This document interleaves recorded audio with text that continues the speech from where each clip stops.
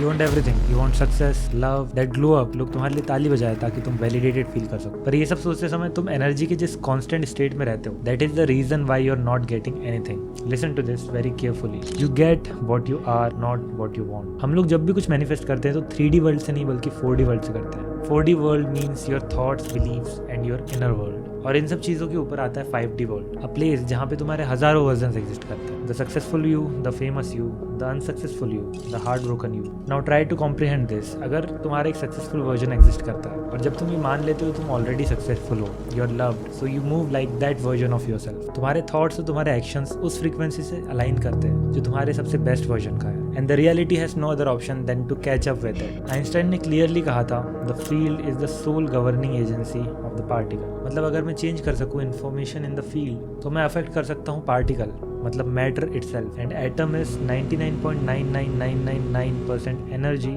And the probability of us seeing the truth और the reality is absolute zero. हम लोग एक छोटा सा लिमिटेड स्पेक्ट्रम देख रहे हैं जिसमें विजिबल लाइट बाउंस हो रही है मैटर से, giving us a hologram, a illusion of separation. देखो क्या होता है, ब्रेन में डिफरेंट कंपार्टमेंट्स होते हैं जो तब डिवाइडेड हो गए हैं स्ट्रेस हार्मोन्स की वजह से। जब तुम अपना फोकस शिफ्ट करते हो from one person to another person to another problem, तुम ये फालतू की चीजें सोच के अपना फोकस ट्यून कर रहे हो और अपना टाइम भी वेस्ट कर रहे हो। But if you open your awareness to nothing, the brain starts getting highly organised. पूरा ब्रेन सेम फ्रीक्वेंसी पे रेजोनेट करने लगता है एंड न्यूरो नेटवर्क सिंक्रोनाइज्ड हो जाता है। Waves that are coherent start interfering with each other. Entire brain functioning as one neurological network. दोनों hemisphere साथ में आ जाते हैं to fire the electrical signals called intention. And जितना क्लियर इंटेंशन उतना ही strong signal. You are not you anymore, you are the source. And if you are the source and you are sending the signal out, then you are touching the consciousness of everybody, everything, every time and everywhere. तो जब भी आप कुछ अच्छा सोच रहे हो, कुछ बुरा सोच रहे हो या जो भी सोच रहे हो, आप उस एनर्जी को अपनी तरफ अट्रैक्ट कर रहे हो। You are the source. Gautam Buddha famously said, what you think, you become. Why? Because thoughts lead to action. Action leads to progress and progress leads to change. So every time you are thinking something, universe is changing itself to match your desires. The more you think, the more you obsess over a thing, the more things you try to make it a reality, and the universe gives it to you. अब इसमें हम थोड़ा सा और अंदर घुसते हैं कि what are the exact things that are required in order to change and to attract abundance. First thing first, belief.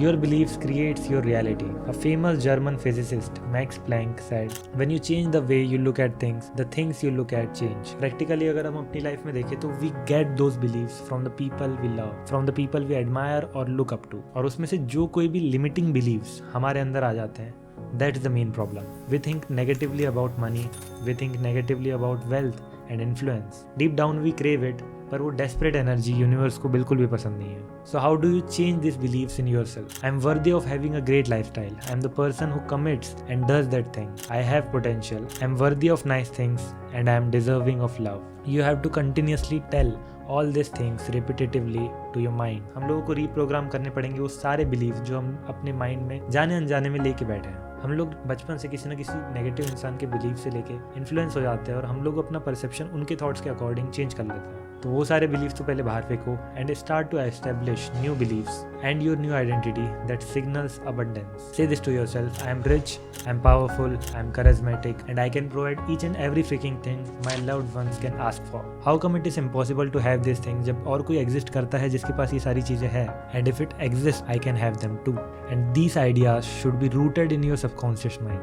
चलो एक इंटरेस्टिंग चीज बताता हूँ। तुम जितने भी डिसीजन रियल लाइफ में ले रहे हो वो 90% तक इन्फ्लुएंस्ड है तुम्हारे सबकॉन्शियस माइंड से। यू माइट थिंक कि मैंने किया है, बिल्कुल, पर subconscious already had that tilt because of the beliefs and identity that you have in your mind. So हमारा सबकॉन्शियस ऑलरेडी ये डिसाइड कर लेता है and he keeps on looking for patterns and things that it can do to make this a reality. So if you can change your subconscious, you can change your decisions, and when you change your decision, you can change your actions, and actions lead to change in your life. The second thing is self-image. This is the next level कि आप अपने आप को कैसे perceive करते हो. It is nothing but जब हमारे beliefs हमारी reality को confront करते हैं तब हमारी self-image born होती है। एक example के साथ समझते हैं. Let's say you are funny. You think that. पर जब तुम बाहर जाते हो और एक सेट ऑफ स्ट्रेंजर्स के साथ में बैठते हो और अगर तुम्हारी वो वाली ट्रेट हाईलाइट नहीं हो रही है तो हमारी सेल्फ इमेज जो खुद को लेके थी कि मैं फनी हूँ या मैं चार्मिंग हूँ वो ब्रेक होने लगती है। So the crux of telling you this thing is make the uncomfortable decisions and do the scary things that builds your character and build the confidence and the self-image that you will be proud of. Now the third and the final step, energy. This is the final step to attract your desires and your dreams to reality. Everything is energy. मैं, आप, ये camera जिसमें मैं देख के बोल रहा हूँ, ये लाइट, ये सारी चीज़ें सिर्फ एक एनर्जी का फॉर्म है। Energy can be repelling and it can be attracting. If you don't know, तो बुद्धिज़्म में कुछ प्रैक्टिस है जैसे कि सिंगिंग बोल। जब आप उसमें एक स्टिक घुमाते हो तो वो पर्टिकुलर टाइप की वाइब्रेशंस निकालता है दैट फील्स कामिंग। अब ऐसा क्या होता है कि एक पर्टिकुलर साउंड से हमको, सिर्फ वो साउंड सुनने से हमको अच्छा लगने लगता है। The thing is your body can sense good and bad vibrations. So whenever we use that बोल, उस साउंड के कारण जो उस रूम में फैला हुआ है, we feel that positive energy and similarly people have energy too. अब ऐसा क्यों होता है कि तुम कुछ लोगों से मिलते हो तो तुम बिल्कुल भी कनेक्ट नहीं कर पाते एंड तुम कुछ लोगों से मिलते ही बहुत कम टाइम के अंदर उनसे कनेक्ट कर लेते हो और उनको बहुत अच्छे से समझ लेते हो, because our brain and our consciousness can see through them and that is why we resonate with them and we have instincts too. अगर कुछ अच्छा होने वाला रहता है या फिर कुछ बुरा होने वाला रहता है तो हमको पहले से एक छोटी सी एनर्जी या फिर एक छोटा सा एहसास हो जाता है उस चीज़ को लेके। Some people connect this with their religion, some people connect this with something else, but I personally think that it is a way of universe to communicate with you. Doctor Joe Dispenza ने अपनी research में prove किया है कि जब तुम consistently किसी specific thought या पैटर्न में रहते हो तो तुम्हारा ब्रेन लिटरली रिवायर होता है। इसको कहते हैं न्यूरोप्लास्टिसिटी। मतलब तुम्हारा ब्रेन जो कि एक फिक्स्ड ऑर्गन है वो एक्चुअली में अपने आप को चेंज कर सकता है based on how you repetitively think and feel. हर बार जब भी तुम अपने बिलीव्स को रीइंफोर्स करते हो, न्यूरॉन्स का एक नया कनेक्शन बनता है और जितना ज़्यादा हम लोग वो पर्टिकुलर थॉट या वो बिलीफ रिपीट करते जाते हैं उतना ज़्यादा वो न्यूरल पाथवेज रिजिड होता जाता है जब तक कि वो तुम्हारा डिफॉल्ट स्टेट नहीं बन जाता। इस सेम चीज़ को लोग कहते हैं rewiring your subconsciousness and it is not mystical, it is literally how brain functions. Heart math institute, जो कि कैलिफोर्निया का एक लेजिटिमेट ऑर्गेनाइजेशन है, उन्होंने रिसर्च में बताया कि हमारा हार्ट कंटिन्यूसली 3 फीट तक एक इलेक्ट्रोमैग्नेटिक फील्ड एक्सपेल करता है। ये फील्ड कोहेरेंट होती है, मतलब एक स्ट्रॉन्ग ऑर्गेनाइज सिग्नल जो तुम्हारे नर्वस सिस्टम को रेगुलेट करता है और इस चीज़ को लिटरली तुम्हारे सराउंडिंग में बाकी लोग फील कर सकते हैं, जिसको जेनजी टर्म्स में अगर बोला जाए तो ऑरा भी बोला जा सकता है। People can literally feel your energy that इधर इट्स गुड और इट्स डिप्रेसिंग।